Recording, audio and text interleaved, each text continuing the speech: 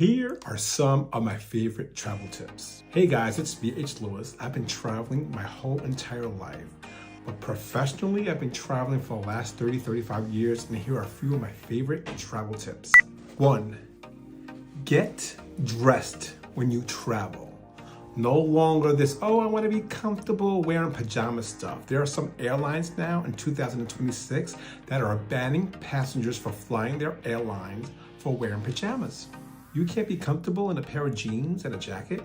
This is not rocket science. I received invitations to parties, invitations to weddings. I've gotten gigs, I've gotten work, dressed, and all I had on was a jacket. You put a jacket over a t-shirt like I often do, and you will look sharp in any situation. Some of my long-term contacts have been with people I have met while sitting next to on a plane. Use a carry-on always when traveling. In 2026, there is still luggage being stolen, being lost. I can't say it loud enough. Do not use check-in luggage. There is no security really when you go down to the belts and you're waiting for that machine to go around with your luggage and you don't see it, and then you realize somebody walked off with it. Even if you put identifiers on your luggage bag, which I do recommend you do if you must use a check-in bag, anyone could just pick it up, take off your identifier, your bright tags, your tape, and walk away with it. There's no one there really to stop them. I went to a training recently and I had to use a check-in bag. I was at the belt like this. I was so nervous that my bag was gonna be stolen. And there are too many stories of lost baggage claims, too many. My best tip, try not to sleep on a plane.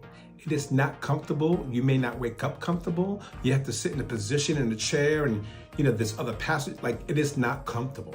If you have a 7-hour flight, I can understand trying to get some shut-eye, but don't plan for it. Plan to work on your iPads and laptops. Plan to read a book.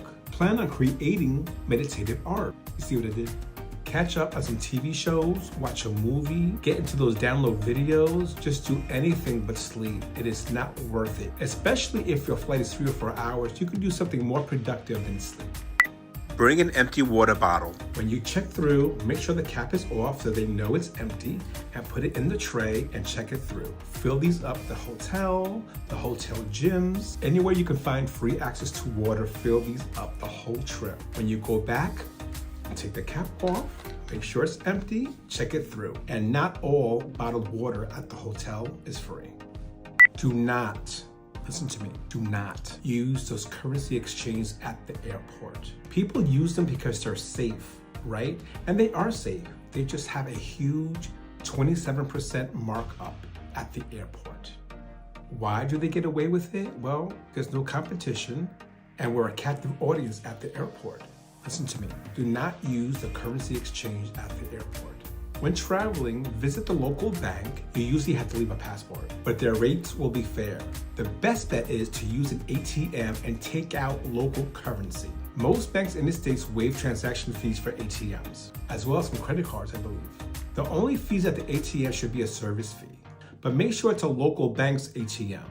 Also, let your bank know, the one who issues you a debit card, that you are traveling. Notify them. Sometimes you can notify them online. This way, they don't log your ATM transactions as fraud and freeze your account. But exchanging currency at a local bank's ATM is the best way to exchange currency, hands down.